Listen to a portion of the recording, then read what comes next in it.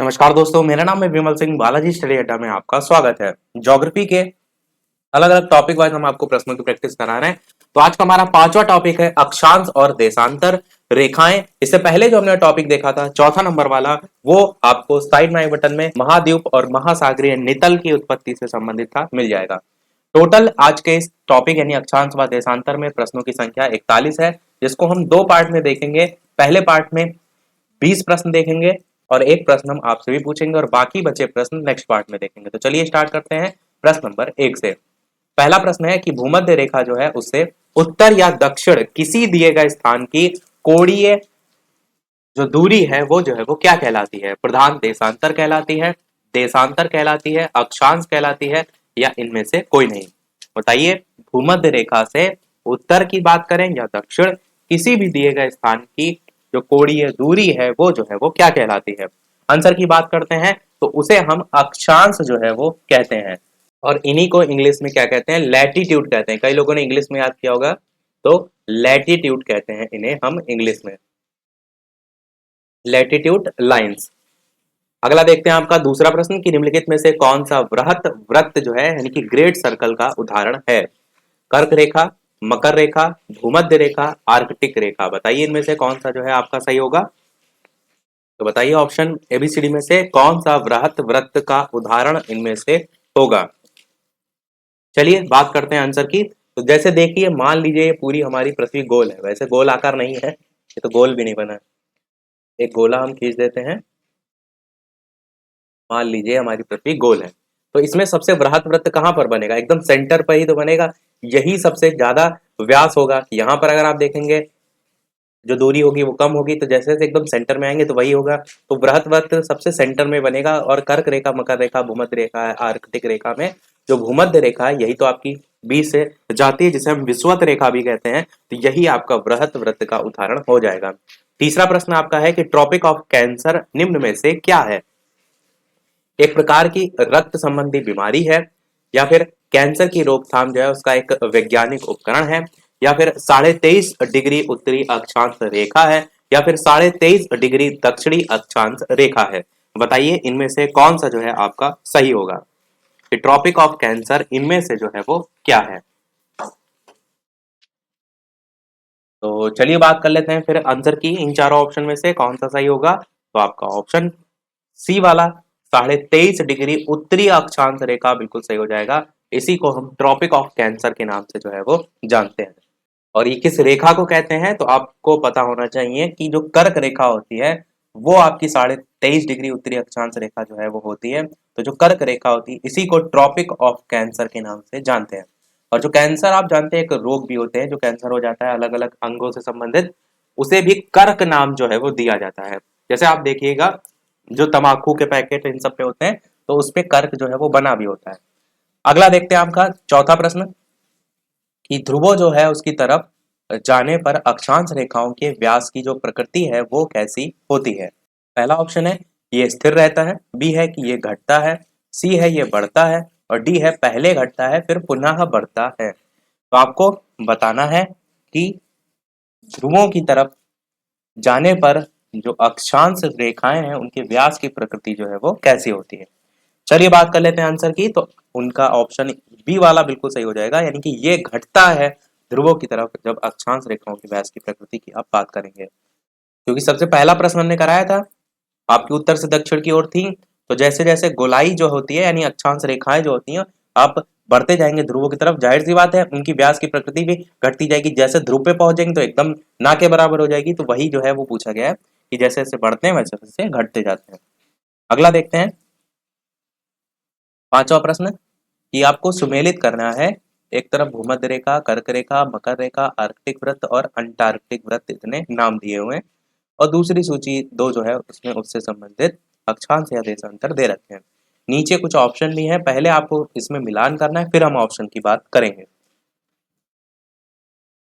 तो देखिए भूमध्य रेखा तो मैंने अभी आपको बताया था कि 0 डिग्री जो होती है भूमध्य रेखा, उसी को विषुवत रेखा भी उसी को कहते हैं। तो ए वाले का 3 जो है ऑप्शन सही होगा। इन चारों में देखिए तो केवल बी वाले ऑप्शन में ए का थर्ड है, तो बाकी ऑप्शन चेक करने की भी आवश्यकता नहीं है। यही आंसर जो है आपका हो भी जाएगा। 3 4 5 2 1, 3 के बाद आपका आएगा 4, जो कि मैंने कर्क रेखा बताया, और 4 के बाद आपका आएगा 5 जो कि मैंने मकर रेखा नहीं यहाँ पर बताया, पर आप ध्यान रखिएगा जब 23.5 डिग्री उत्तरी की बात हो तो कर्क रेखा, जब 23.5 डिग्री दक्षिण की बात हो तब आपका मकर रेखा।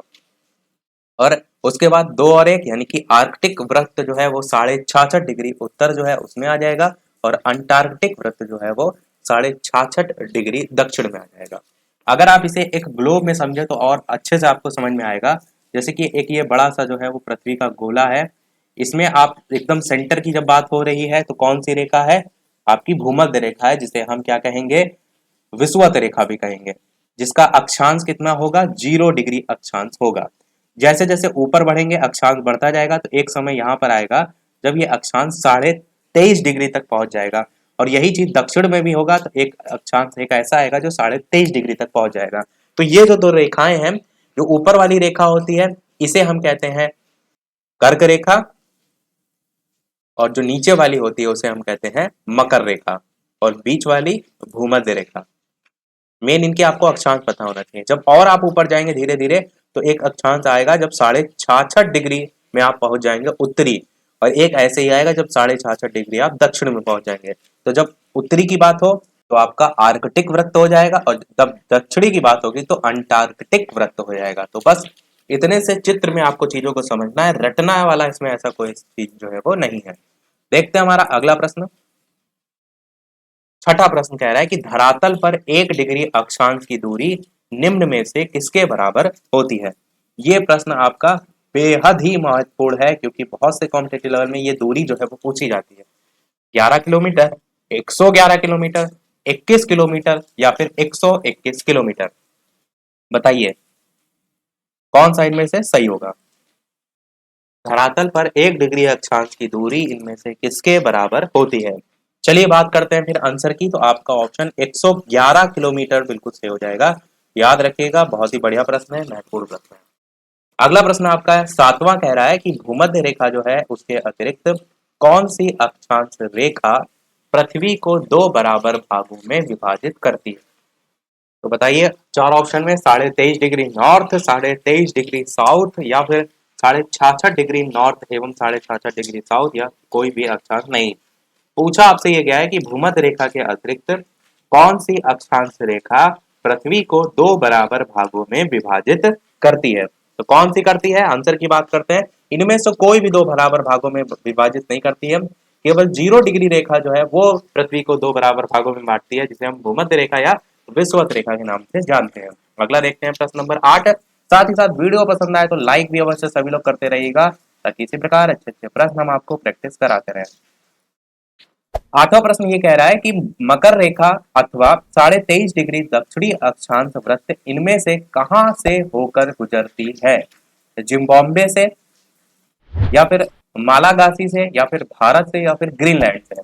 मकर रेखा पूछेगा है, ये जरूर ध्यान दीजिएगा कि यहाँ पर प्रश्न में पूछा क्या गया है। मकर रेखा अथवा 23.5 डिग्री दक्षिणी अक्षांश। जब मकर रेखा की बात आई तो ये तो आपको क्लियर ही हो गया होगा कि 23.5 डिग्री दक्षिणी अक्षांश की बात हो रही है। जब उत्तरी अक्षांश की बात हो, यानी 23.5 डिग्री उत्तरी अक्षांश की बात हो, तब वहां पर कर्क रेखा हो जाती है। तो बताइए मकर रेखा कहां से होकर जो है वो गुजरती है। चलिए बात करते हैं आंसर की, ऑप्शन एबीसीडी में। तो ऑप्शन के अकॉर्डिंग तो यहाँ पर बी वाला ऑप्शन जो है मालागासी जो है वो बिल्कुल सही होगा। पर वैसे देखिए तो मकर रेखा आपकी बहुत से अलग अलग 10, लगभग शायद 10 देश हैं जिनसे गुजरती है। जैसे अर्जेंटीना हो गया आपका, या फिर आप कहेंगे मोजाम्बिक है, बोत्सवाना है, मेडागास्कर है, दक्षिण अफ्रीका है, चिली है, ब्राजील है, ऑस्ट्रेलिया है, नीबीबिया है, यानी कि नीबीबिया नहीं, नाबीबिया। तो ऐसे अलग अलग देशों से होकर मकर रेखा गुजरती है। तो आपका यहाँ पर ऑप्शन के अकॉर्डिंग मालागासी जो है वो सही होगा। आठवां प्रश्न, वो काल्पनिक रेखा जो पृथ्वी को 2 भागों में विभाजित करती है, किसी का गलत नहीं होगा। मैंने ऊपर बताया था, ध्यान से आपने सुना होगा, तो चुटकियों में आप आंसर बता देंगे। बताइए भूमध्य रेखा, कर्क रेखा, मकर रेखा, या फिर इनमें से कोई नहीं। तो आंसर की बात करते हैं, आपका पहला ऑप्शन ही भूमध्य रेखा जो है वो बिल्कुल सही हो जाएगा। 10वां प्रश्न आपका कह रहा है कि अक्षांश भूपृष्ठ पर भूमध्य रेखा के उत्तर या दक्षिण एक बिंदु की कोणीय दूरी है जो पृथ्वी के जो केंद्र है उससे मापी जाती है, या फिर भूमध्य रेखा से मापी जाती है, या फिर कर्क रेखा या मकर रेखा से मापी जाती है या फिर ध्रुवों से मापी जाती है? बताइए इनमें से कौन सा आपका सही होगा। तो चलिए बात करते हैं आंसर की कि इनमें से कौन सा आपका सही होगा। तो आपका ऑप्शन बी वाला यहाँ पर सही होगा, यानी कि भूमध्य रेखा जो है इससे जो है वो मापी जाती है, अगर बात करें कोणीय दूरी की। 11 प्रश्न आपका है कि दोनों ध्रुवों को जोड़ने वाली वह काल्पनिक रेखा जो भूमध्य रेखा को समकोण पर प्रतिच्छेद करती है वो क्या कहलाती है? मध्याह्न, देशांतर, अक्षांश या इनमें से कोई नहीं। दोनों ध्रुवों को जोड़ने वाली वह काल्पनिक रेखा जो कि भूमध्य रेखा को समकोण पर काटती है, प्रतिच्छेदित करती है, उसे हम क्या कहते हैं? तो अभी तक बात हो रही थी अक्षांश रेखाओं की, और यहाँ पर बात हो रही है देशांतर रेखाओं की। बी वाला आपका ऑप्शन बिल्कुल सही हो जाएगा। और इन्हें हम इंग्लिश में लॉन्गिट्यूड कहते हैं, यानी कि LONGITUDE, इन्हें हम लॉन्गिट्यूड जो है वो कहते हैं।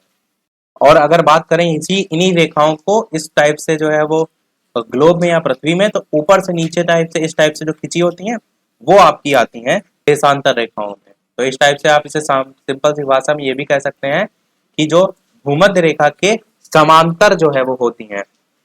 भूमध्य रेखा आपकी इसमें नहीं आएगी, इसको मैं हटा देता हूँ, वो तो आपकी अक्षांश रेखाओं के समांतर आएगी। तो ये आपकी क्या हो जाएंगी? लॉन्गिट्यूड यानी कि देशांतर। पर अगर बात की जाए यहीं पर देशांतर रेखाओं की, यानी कि अक्षांश रेखाओं की, तो ये पड़ी वाली रेखाएं इस टाइप से होती हैं, जिनको हम कहते हैं अक्षांश रेखाएं। तो ये आपकी आती हैं इस भूमध्य रेखा के समांतर। भूमध्य रेखा आपको मैंने बताया, तो इसी को विषुवत रेखा कहते हैं। वही सेंटर से जाती है, वही पृथ्वी को दो भागों में बांटती है, वही 0 डिग्री रेखा होती है। तो यही जो होती है वो आपकी अक्षांश रेखाओं के समांतर होती है। आपको दिख भी रहा है कि अक्षांश रेखाओं के जो है ये समांतर है। तो बस बेसिक सी चीज थी। देखते हैं हमारा अगला प्रश्न। अगला प्रश्न है 12 की दो देशांतर रेखाओं के बीच की जो दूरी होती है वो निम्न में से किस नाम से जानी जाती है? बेल्ट, गोरे, काले, समय पेटी, कौन सा इनमें से सही होगा? आंसर की बात करते हैं चारों ऑप्शन में से, तो गोरे जो है आपका बी वाला ऑप्शन सही हो जाएगा। दो देशांतर जो रेखाएं हैं उनके बीच की दूरी को गोरे जो है इसके नाम से जानते हैं। ध्यान रखिएगा, अच्छा प्रश्न है। 13 नंबर प्रश्न देखते हैं। प्रश्न है आपका कि एक देशांतर से दूसरे देशांतर के बीच कितना समयांतराल होता है? 4 मिनट का, 1 घंटे का, 15 मिनट का या फिर 12 घंटे का? बताइए कौन सा इनमें से सही होगा। एक देशांतर से दूसरे देशांतर के बीच कितना समयांतराल होता है? उत्तर की बात कर लेते हैं, तो आपका 4 मिनट का जो है ये समयांतराल होता है। ए वाला ऑप्शन यहाँ पर सही होगा। 14 नंबर प्रश्न कह रहा है कि वह अक्षांश रेखा जिस पर सदैव दिन व रात की अवधि समान रहती है, भूमध्य रेखा कहेंगे, कर्क रेखा कहेंगे, मकर रेखा कहेंगे या हिंज रेखा कहेंगे? बताइए वह अक्षांश रेखा जिस पर सदैव दिन और रात की अवधि समान रहती है वो कौन सी रेखा हो जाएगी? तो आपका भूमध्य रेखा जो है वो ऑप्शन ए वाला बिल्कुल सही हो जाएगा। 15 प्रश्न कह रहा है पृथ्वी पर सबसे उच्चतम तापक्रम रिकॉर्ड किए जाते हैं। सबसे हाई टेम्परेचर की बात की गई है भूमध्य रेखा पर, या फिर 10 डिग्री उत्तरी अक्षांश पर, या फिर 20 डिग्री उत्तरी अक्षांश पर, या फिर 25 डिग्री उत्तरी अक्षांश पर? कौन सा इनमें से सही होगा?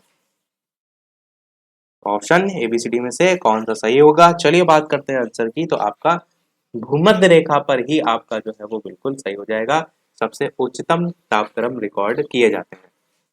अगला देखते हैं आपका प्रश्न नंबर 16। प्रश्न आपका है कि निम्नलिखित में से कौन सा कथन यहाँ पर गलत है, असत्य है, वो छांटना है। देशांतर रेखाओं की कुल संख्या 180 है। बी वाला ऑप्शन है कि किसी भी स्थान की ग्रीनविच रेखा से कोणीय दूरी को उस स्थान का देशांतर कहते हैं। बिल्कुल सही है। देशांतर रेखाओं के बीच की दूरी विषुवत रेखा पर अधिकतम और ध्रुवों पर शून्य होती है। ये भी बिल्कुल सही है। विषुवत रेखा पर देशांतर रेखाओं के बीच की दूरी 111.3 किलोमीटर होती है। ये भी बिल्कुल सही है। पर पहला वाला यहाँ पर जो है वो गलत दे रखा है। देशांतर रेखाओं की कुल संख्या 180 दे रखा है, जो कि बिल्कुल गलत है। तो आप सभी जानते हैं देशांतर रेखाओं की कुल संख्या 360 जो है वो होती है।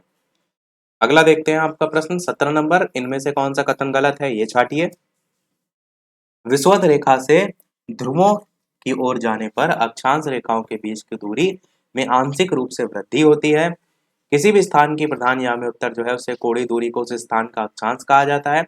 विषुवत रेखा एक बृहत वृत्त है और सभी देशांतर रेखाएं बृहत वृत्त हैं। बताइए कौन सा कथन गलत है यहाँ पर इन चारों ऑप्शन में से?